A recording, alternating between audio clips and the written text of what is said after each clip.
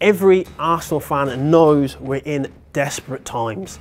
Our club is full of players who are basically stealing a wage. Well, here is the 5 players that we need to get rid of so we can rebuild and get back to challenging for titles. Look, this cost me 99 quid for this shirt.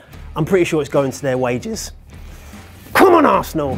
Theo Walcott has not lived up to his potential. He's in his 13th season with Arsenal and has scored over 100 goals, but with over 400 appearances, it's time to say goodbye to the boy that showed so much promise but never developed into the man that his famous number 14 shirt used to belong to. I miss the days of Henry. Well, Walcott, pace, that was his key thing, his key asset, but at 28, he's no longer as fast as he used to be, and even Usain Bolt got slower with age. And without pace, Walcott is like Sonic the Slow Hedgehog, and you won't see gamers on YouTube rushing out to buy that Sonic the Slow Hedgehog game. Doesn't sound too appealing, does it? Even this season, Walcott has continued to struggle to find both form and a place in the Arsenal Premiership lineup, with fleeting substitute performances and even fewer goals.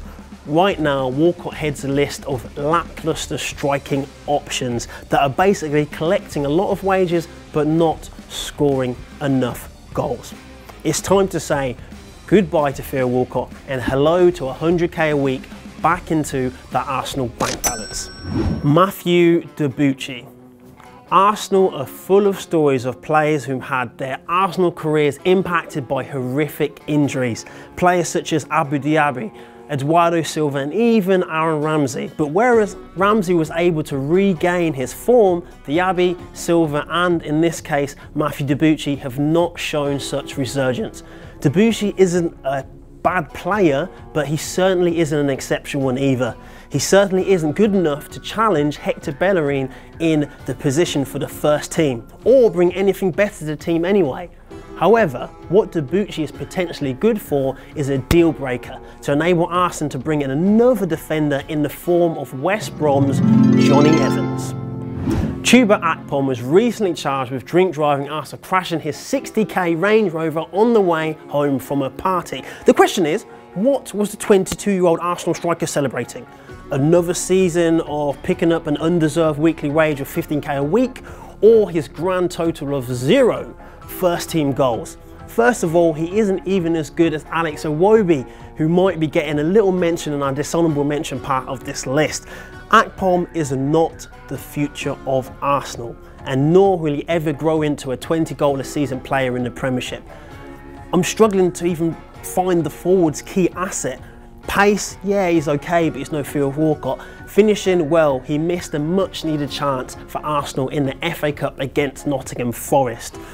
Skills, well, like every one of the Arsenal surplus strikers, he can do a step over or two.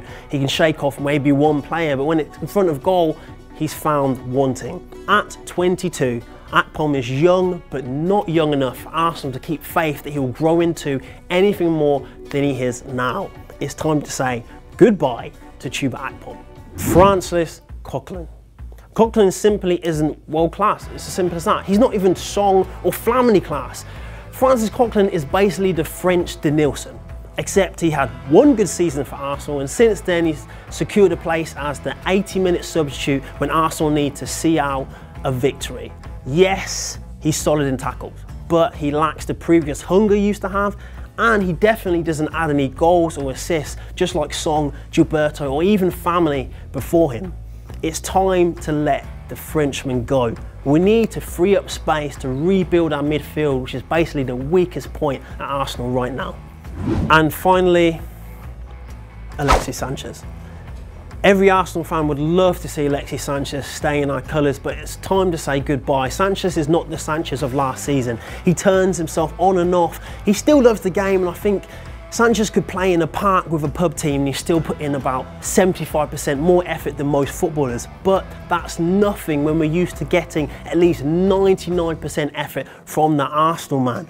And Arsenal definitely needs at least 98.5% effort. We spent big on Sánchez and we got 2 FA Cups back for it. And for most clubs, Spurs, that would be a good deal. But with the Arsenal, if we want to push on and push forward, we want players who are going to die for the badge and keep playing for the club through the good times and the bad times. Sánchez, let's cash him in and say goodbye. So those were the 5 players we were saying have to go, but let's give an honourable mention to some players who basically have until the end of the season to prove themselves, or it's going to be bye-bye in the summer. First and foremost, Alex Iwobi. I know some of you are like, yeah, Alex Iwobi, he plays hard, he runs for the team, he does all of this, but his goal scoring record is woeful. There isn't a child in the country playing football in their school playground right now pretending to be Alex Iwobi. Yes, he works hard, but I could work hard for 30k a week. However, he's going to the World Cup with Nigeria, so he might come back a better player, more confidence, basically the player that we need him to be.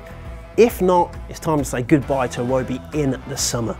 Callum Chambers. There's a time in which Arsenal had barely any English players, so I don't like getting rid of English players, but with us getting rid of Francis Coquelin, there might be a place for him as a defensive midfielder. So if we can give him those chances, get him to come off the bench, get him to play in some of the other cups and maybe build himself up, there's a chance that Englishman might have a place at Arsenal. But if not, it's time to let him go and forge himself a little career somewhere else.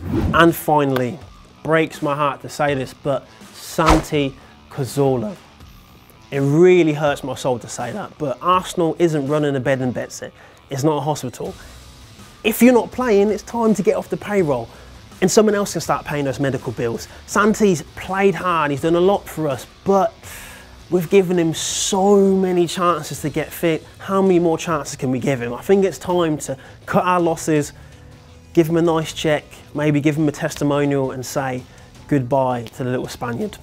So that's been our list of the 5 players that Arsenal need to get rid of and a couple honourable mentions for next summer's transfer window. Who do you think Arsenal needs to say goodbye to and who do you think they should bring in? Let us know your thoughts and opinions in the comment section. I've been Anton Allen, thanks for watching. Arsenal got knocked out of the FA Cup. We've got a list of players that are basically stealing money from fans.